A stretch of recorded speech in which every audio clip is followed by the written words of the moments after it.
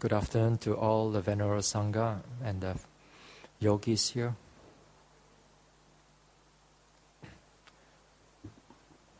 Today we start the MBMC retreat for the next 2 weeks.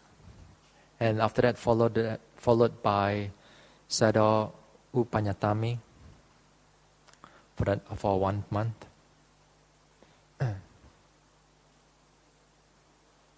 So every night before we start the Dhamma talk, we will do the chanting. So if those who are not familiar with the chanting, then might get the book ready. Then we'll do the chanting for the three refuges and the 8 precepts.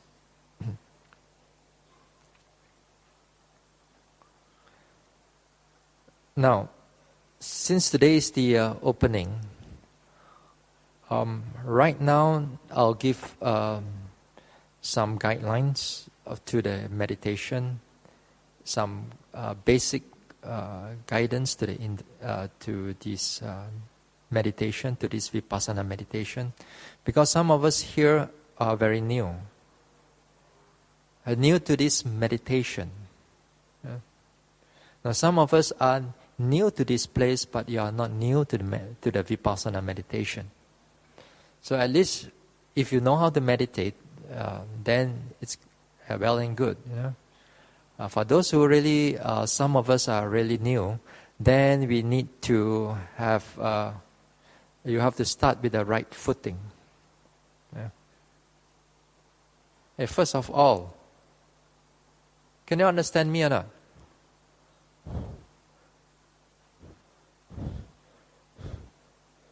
Long Bing pick up on me. Because right now, whether it's going to be Hokkien talk or it's going to be English talk.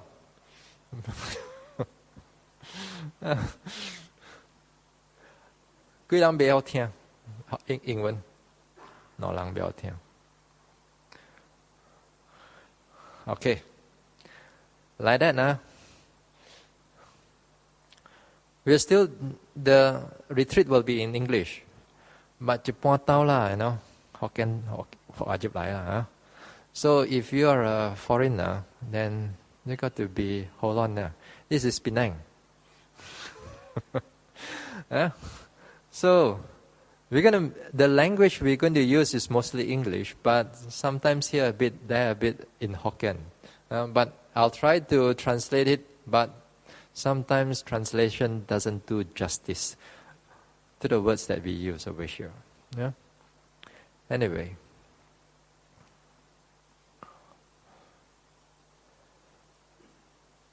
Now, since this is a vipassana retreat, we are following the method of Mahasi, the Mahasi method. And also the Mahasi method follows the method of the Buddha. In all places, and all the Buddhas, whenever he goes to places to teach, then there's the first thing the Buddha look for. The place has to be quiet. The place has to be calm. The place is not supposed to be like noisy, talking, and so on. So therefore, in our modern age, we just don't communicate using our mouth only. We use our fingers to communicate nowadays. So here, the first thing is that you got to put all your mobile phones away. Okay? You must not talk to other yogis. Now, if I see you talking to other yogis, I'll admonish you then and then. But if you carry on to do it, I will ask you to leave the retreat. We do not want to ask the yogis to leave to cut short. But there are yogis who are like that. Somehow or another, they just can't stop talking. So here in this retreat, we start off with the right footing. You have to be quiet. You do your things even while you are in your room also. Even in your kuti, you also have to respect other yogis, because in the room they are also still meditating. So all of us has to be as quiet as possible, as best as possible, to keep this place. But nevertheless, here, because considered it is as a town meditation center, there will be a lot of people coming in and out. This is not like some other meditation centers which are far away. Once a week you may see a few devotees comes in. That's all. But here is different. Here there are a lot of devotees come in and out. And sometimes they could be a bit of a chatty type. You may see your friends. You may see your friends down there having a good time. You don't go down there and join them. You join them, I'll let you join them as much as you can. Then that's it for your retreat. Yeah. So, you be careful. While you are in the room also, make sure you put all your mobile phones aside. As best as possible, keep all your mobile phones, your internet, your tablet, computer, whatever that you have, you put it all aside. Now in other meditation centers, nowadays they collect all the mobile phones. They collect all the mobile phones, put it in the office or somewhere safe. Initially, yogis tend to be, feel very, very difficult about mobile phone, But then after that, after 2 or 3 days, they feel very good. Because nothing to disturb them anymore. And one of the most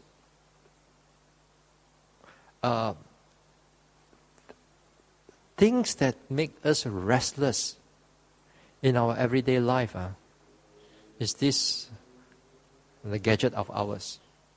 The mobile phones, the tablets, the computer. So try to keep those things aside. And also another thing is that while you are here, there are books lying around, free distribution books on the shelf there, on the library. Although there are books here and there, yogis are not allowed to read. You have to give up reading for this period of time while you are in a meditation. If you don't give up reading, you can have a lot of thinking in your meditation. Okay? So if I see you go into the browsing at the books there, I will admonish you. So keep it all aside.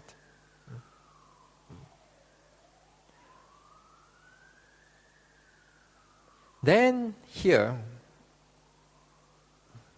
now some of us may be very first time meditating. So some of us may be very first time meditating. Sometimes we are not very good at slowing down our movements, our physical movement. In this Vipassana retreat, you need to slow down. Slow down in such a way that your body is calm. When your body is calm and relaxed, your mind also is relaxed and clear. So while you are here, you keep your movement slow. You want to open the door slowly. You want to go outside, slowly. You want to go up the staircase, go up slowly. In your room, do it slowly. Take your time. Don't need to rush. After all, you're not going anywhere. And your eyes.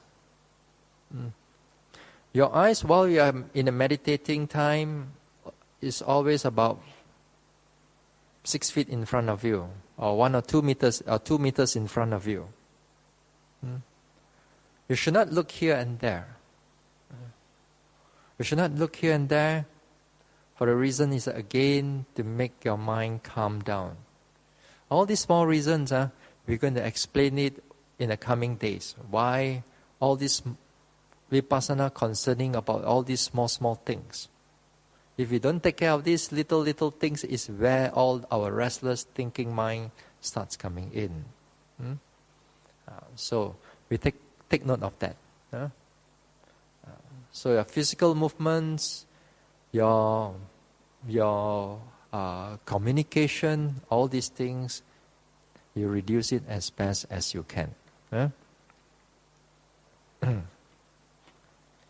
Now I want to go through a little bit of the schedule. Now take note this schedule over here in my hand here. We have 3 pieces here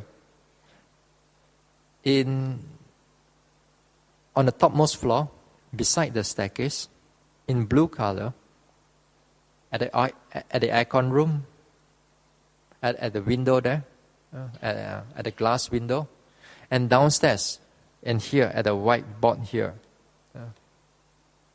Looking at so many pieces of paper is like a witch hunt. You got to hunt for the schedule. So make sure you see the right one. There are so many things on the board there. There are so many things on top of the board also upstairs. So make sure you know which is the schedule.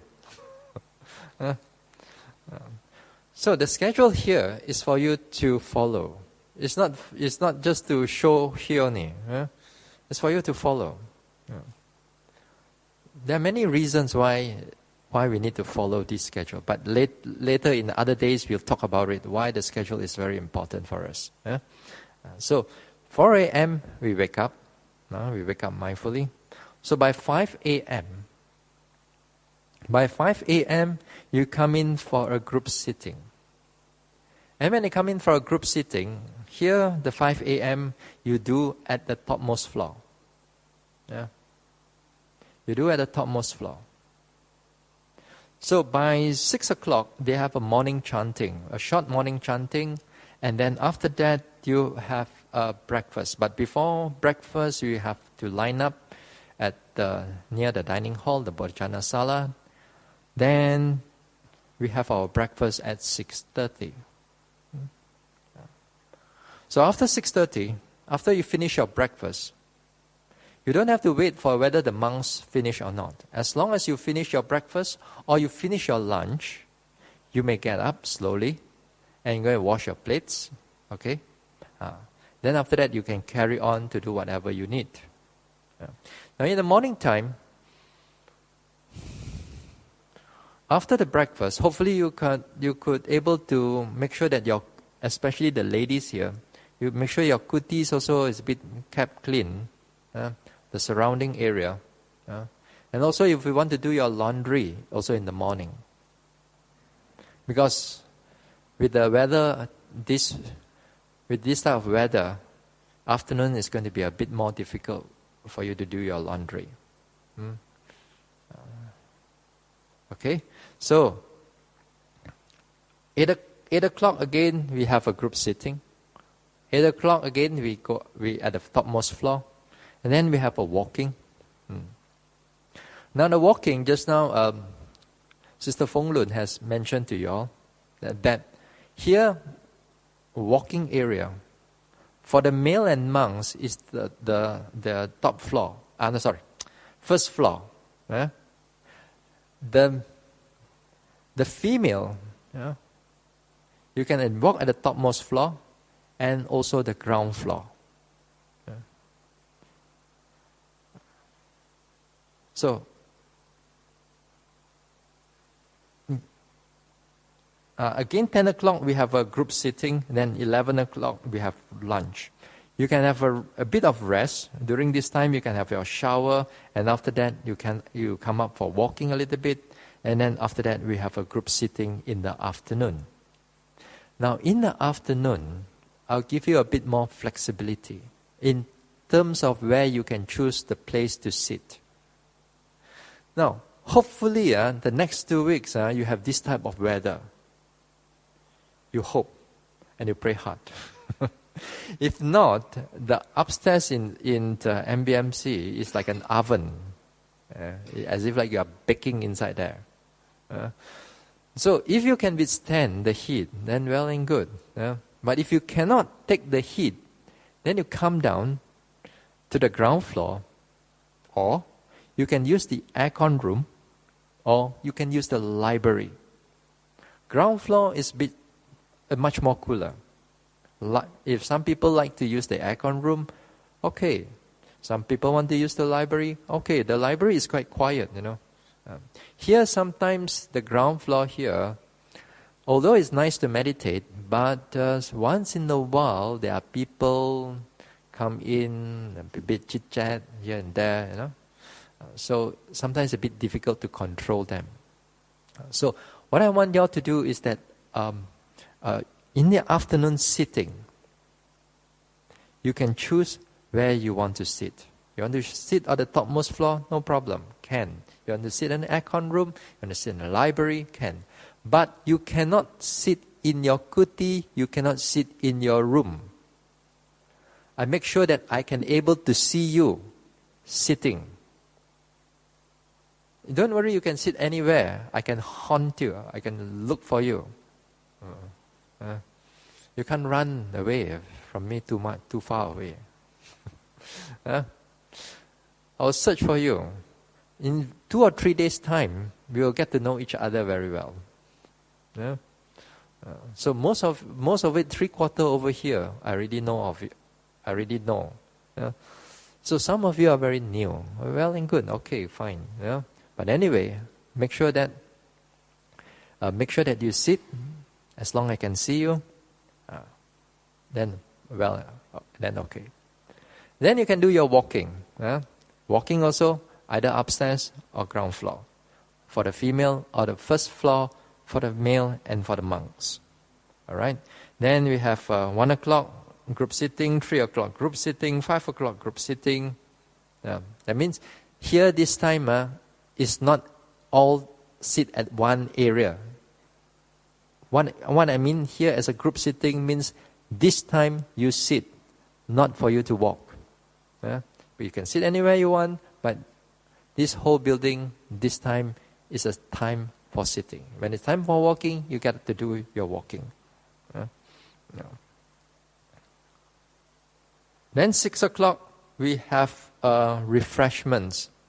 You can have your refreshments at your pantry. I think at the male, at the end there, at the top, and the female at the topmost floor. We'll put some honey, or we'll put some allowable drinks for you all. Sometimes there may be some devotees who are kind enough to prepare some afternoon drinks for you all. But when you come to the afternoon refreshments, you only drink at 6 o'clock to 7 o'clock. Other times, not suka-suka, you go there. As you like, you go to the pantry to make a drink at any time you want. No. 6 o'clock is only time you go for it. You go at 6 o'clock, you finish your drink, you come out, you do your walking meditation. Then you continue. So you cannot do like any other time as you like. You got to hold your desire. You got to keep doing your practice instead of just going making some drinks.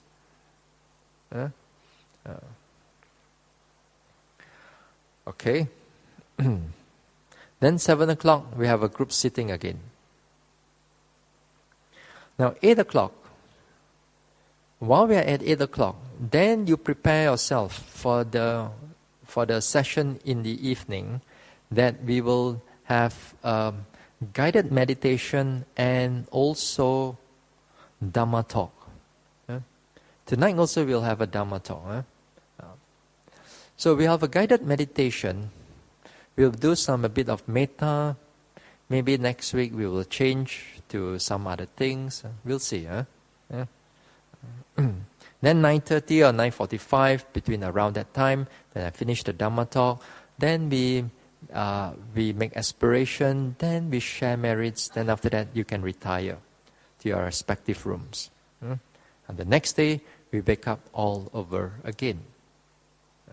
So this is the schedule while you are in the retreat.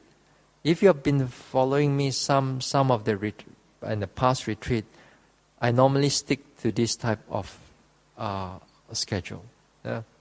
This type of schedule is for yogis to come when they are doing a full retreat. When they are doing a partial retreat, part-time retreat, then the schedule will be a bit more different. So, any question before we proceed on to the next thing on the basic guidelines, a basic method of practice? Anything else you want to know? Pardon? Yes, the bathing can be done, the showering can be done in the morning. Yes, you can do that. In the morning, it can be a bit more flexible. Because in the morning, we may have also interviews a lot. For most of you all, the interviews will be in the morning. Then during in the morning, then we have, during in that time, you can do your shower or laundry also. But nevertheless, a yogi, you have to calculate, that per day, you try to achieve 7 sittings per day of 1 hour each. No matter what you want to do, you try to achieve about at least minimum is 6 sittings. Better is if to have 7 sittings per day. So in between, you can do your shower and you can do your shower and also you can do your laundry. But hopefully everything you can do it, you do it in the morning. In the afternoon, try to keep yourself empty of any other thing. Don't do the laundry in the afternoon.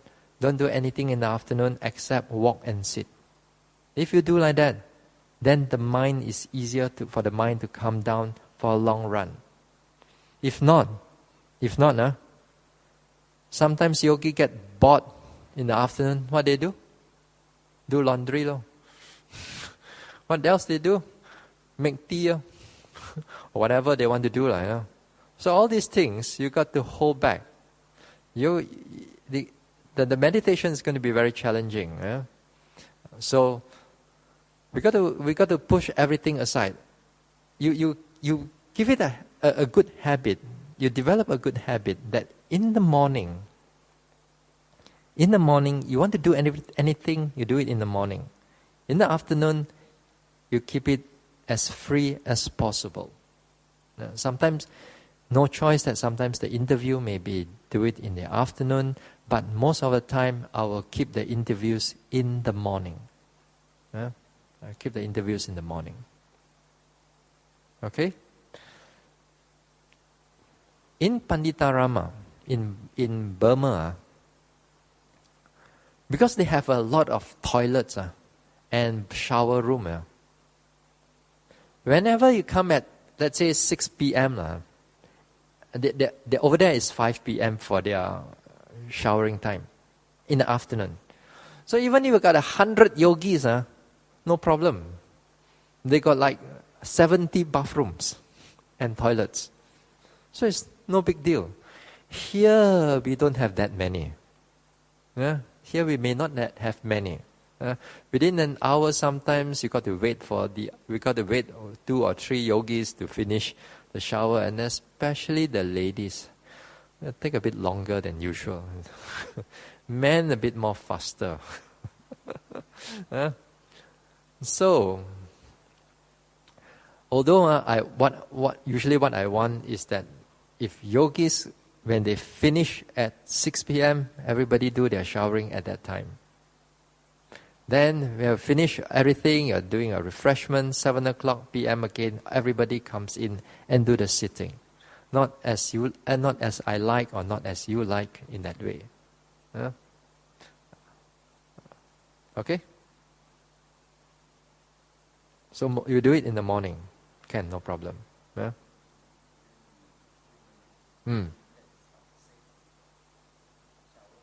Shower, yes. During 6 to 7 only.